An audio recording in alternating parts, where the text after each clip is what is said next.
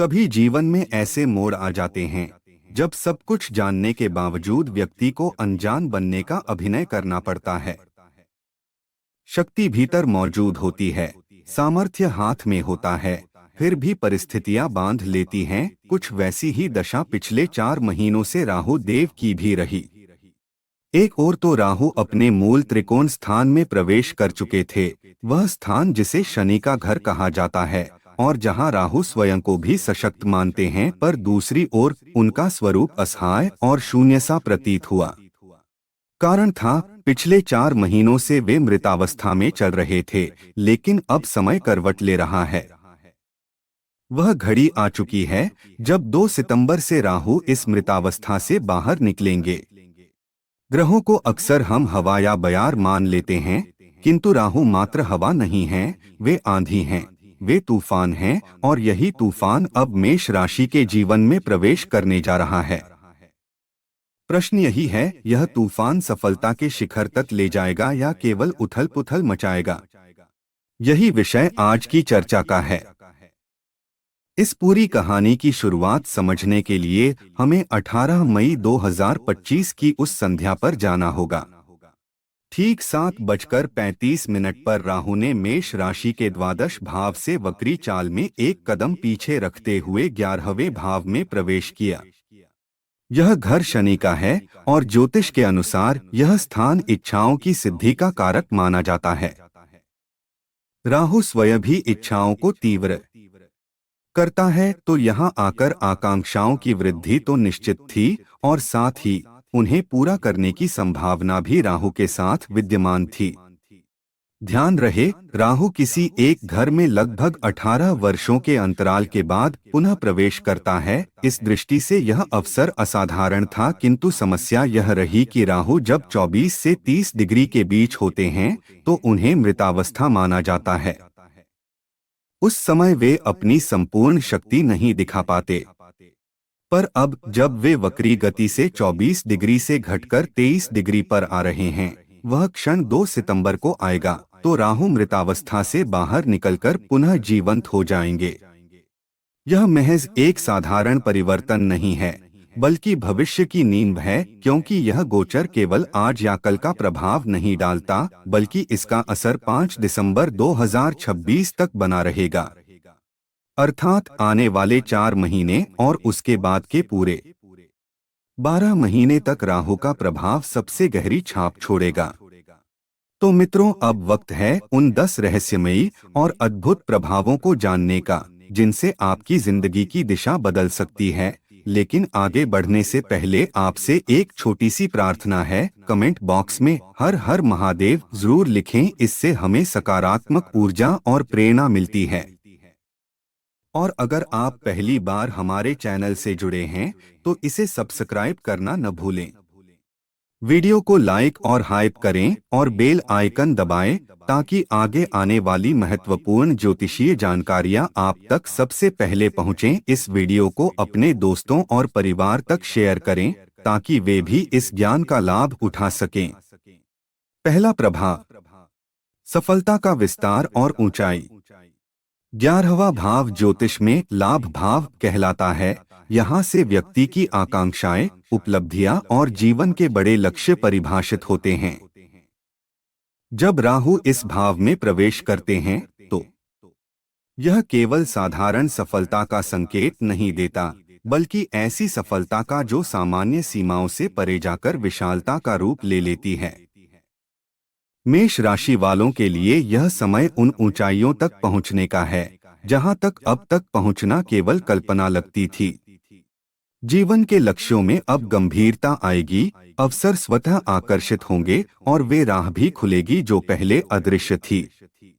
राहु का यह प्रभाव ऐसा है जैसे कोई दरवाजा अचानक खुल जाए और सामने असंख्य संभावनाओं की रोशनी फैल जाए। याद कीजिए समुद्र मंथन की वह कथा, जब अमृत वितरण हो रहा था। सभी देवताओं के बीच एकमात्र राहु ही था जिसने अपनी तीक्ष्ण दृष्टि और अवसर की समझ से अमृत प्राप्त कर लिया। यही राहु का स्वभाव है, जहां साधारण दृष्टि पहुंच भी न पाए, वहां वह असंभव को संभव बना देता है।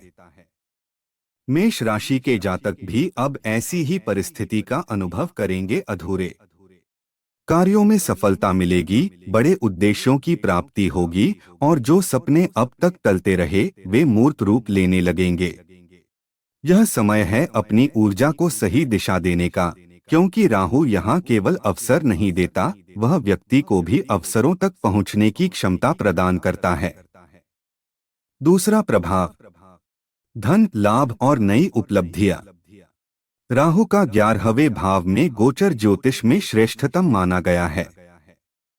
इसका सीधा अर्थ है कि मेष राशि के लिए आने वाला समय लाभ और उपलब्धियों की नई गाथा लिखने वाला है। धन की स्थिति में उल्लेखनीय वृद्धि होगी, आय के स्रोतों में विविधता आएगी और कार्य क्षेत्र में असामान्य लाभ की परिस्थितियां निर्मित होंगी। विशेषकर वे लोग जो सिनेमा, मीडिया, कला, संचार या विदेश व्यापार से जुड़े हुए हैं, उनके लिए यह राहु स्वर्णिम अवसर लेकर आएगा। इंपोर्ट एक्सपोर्ट, विदेशी निवेश या साझेदारी जैसे क्षेत्रों में अप्रत्याशित लाभ के योग बनेंगे। कुछ ऐसे कार्य जो लंबे समय से रुके हुए थे, अब अचानक ही गति पकड़ेंगे और बड़े फायदे का कारण बनेंगे। राहु का स्वभाव तूफानी है, वह जहां भी बैठता है वहां स्थिरता नहीं बल्कि हलचल लाता है, लेकिन इस बार यह हलचल नकारात्मक नहीं होगी बल्कि मेष राशि वालों के लिए उपलब्धियों का तूफान लेकर आएगी। यह समय है जब न केवल आर्थिक लाभ होगा बल्कि सामाजिक स्तर पर भी पहचान और प्रभाव बढ़ेगा। यह गोचर आपको जीवन की उस ऊंचाई पर पहुंचा सकता है जहां खड़े होकर आप स्वयं को पहले से कहीं अधिक शक्तिशाली महसूस करेंगे। तीसरा प्रभाव, बाधाओं से मुक्ति और नए अवसरों का द्वार। राहु की पहली दृष्टि सीधे तीसरे घर पर पड़ रही है। यह स्थान पराक्रम, प्रयास, छोटे भाई बहन और यात्राओं का भाव है। तीसरे भाव पर राहु की नजर का सीधा अर्थ है अब तक जो रुकावटें, जो बाधाएं, जो अड़चनें जीवन में आ रही थीं, वे धीरे धीरे हटेंगी। राहु का स्वभाव यही है कि जहां बंधन हो वहां से निकलने का मार्ग खोज लेता है। जैसे अमृत तक पहुंचने के लिए राहु ने किसी भी प्रकार से रास्ता बना लिया था, वैसे ही मेष राशि वाले भी अब अपने लक्ष्यों तक पहुंचने के लिए नई ताकत पाएंगे। जिन कार्यों में रुकावटें थीं, उनमें गति आएगी। कोई नया समझौता, नया एग्रीमेंट या नई साझेदारी संभव हो सकती है। साथ ही यात्राओं की संख्या बढ़ेगी और उन्हीं यात्राओं के माध्यम से लाभ की नई राहें खुलेंगी। छोटे भाई बहनों के जीवन में भी कोई महत्वपूर्ण परिवर्तन या नई उपलब्धि संभव है। यह दृष्टि जीवन को आगे बढ़ाने वाली है, जहां बाधाओं को पीछे छोड़कर सुख और प्रगति के नए आयाम सामने आएंगे। चौथा प्रभाव, शिक्षा, संतान और मानसिक प्रगति।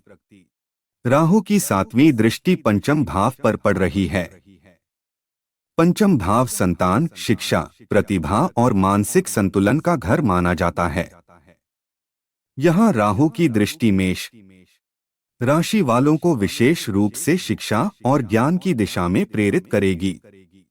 विद्यार्थी वर्ग को अपने अध्ययन में वह फोकस मिलेगा जो पहले भटकाव के कारण संभव नहीं था। ध्यान देने योग्य बात यह है कि अब राहु किसी शत्रु राशि पर नहीं है बल्कि मित्र राशि में स्थित हैं। यही कारण है कि शिक्षा से जुड़ी रुकावटें हटेंगी और एकाग्रता बढ़ेगी। इस समय नया ज्ञान प्राप्त होगा, कोई नई कला या नया कौशल सीखने का अवसर मिलेगा। संतान से जुड़ी जिम्मेदारियां भी सामने आ सकती हैं। उनके भविष्य, उनकी शिक्षा और उनकी प्रगति के लिए विशेष प्रयास करने होंगे, लेकिन यह प्रयास सफल होंगे और उनकी उन्नति देखकर मन में संतोष का अनुभव होगा। पांचवा प्रभाव, शेयर मार्केट और निवेश से अप्रत्याशित लाभ। राहु की दृष्टि जब पंचम भाव पर पड़ती है तो यह केवल शिक्षा और संतानों तक ही सीमित नहीं रहती बल्कि निवेश और सट्टे बाजार पर भी गहरा असर डालती है। पंचम भाव स्वयं शेयर मार्केट और निवेश का घर माना जाता है और राहु तो इस क्षेत्र का स्वामी ग्रह है। ऐसे में जिनका काम स्टॉक मार्केट, ट्रेडिंग, क्रिप्टो या किसी प्रकार के निवेश से जुड़ा है, उनके लिए आने वाला समय नई संभावनाओं का द्वार खोल सकता है। जो लोग अब तक निवेश को लेकर उलझन या भय में थे, वे भी अब धीरे धीरे आत्मविश्वास प्राप्त करेंगे। राहु यहाँ साहस देता है, जोखिम उठाने की क्षमता देता है और साथ ही लाभ के मार्ग भी दिखाता है। यदि बुद्धिमानी और धैर्य से निर्णय लिया जाए, तो यह समय आर्थिक दृष्टि से अप्रत्याशित लाभ का हो सकता है। छठवां प्रभाव, करियर, व्यापार और नए रिश्ते। राहु की 9वीं दृष्टि सप्तम भाव पर पड़ रही है। सप्तम भाव विवाह, साझेदारी, व्यापार और सामाजिक संबंधों का प्रतीक है। यह स्थान वैसे तो दाम्पत्य जीवन से जुड़ा है, लेकिन दशम से दशम होने के कारण इसे कर्मक्षेत्र और करियर का भाव भी माना जाता है। मेष राशि वालों के लिए इसका स्पष्ट संकेत है कि आने वाले समय में व्यवसाय और नौकरी के क्षेत्र में उल्लेखनीय प्रगति होगी। राहु और शुक्र के बीच प्रगाढ़ मित्रता है और शुक्राचार्य की राशि पर राहु की नजर सफलता की ओर ले जाती है। नए क्लाइंट मिल सकते हैं, नए कॉन्ट्रैक्ट या व्यापारिक समझौते संभव हैं। जो लोग नौकरी कर रहे हैं, उनके भीतर स्वयं का व्यवसाय शुरू करने का विचार भी जन्म ले सकता है। साथ ही जिन लोगों के विवाह में अड़चनें आ रही थीं, उनके लिए यह दृष्टि एक नई संभावना लेकर आती है। जीवन साथी या साझेदारी से जुड़े संबंध मजबूत होंगे, परंतु राहु का स्वभाव भय और भ्रम भी लाता है। इसलिए करियर और रिश्तों में निर्णय लेते समय जल्दबाजी से बचना होगा। सकारात्मक सोच और स्पष्टता ही इस राहु दृष्टि को वरदान बना सकती है। सातवां प्रभाव, उपाय। राहु को संतुलित करने के लिए घर में सकारात्मक ऊर्जा बढ़ानी होगी। यदि संभव हो तो प्रतिदिन धूप या अग्नि का धुआं करें, जिससे नकारात्मकता दूर होगी।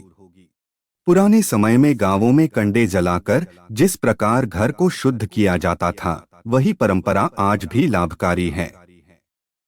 यदि विदेश में रहते हैं और यह संभव न हो, तो भगवान शिव का जलाभिषेक करें या गंगा स्नान करें। ये उपाय राहु के अशुभ प्रभाव को घटाते हैं और शुभ परिणाम को कई गुना बढ़ा देते हैं।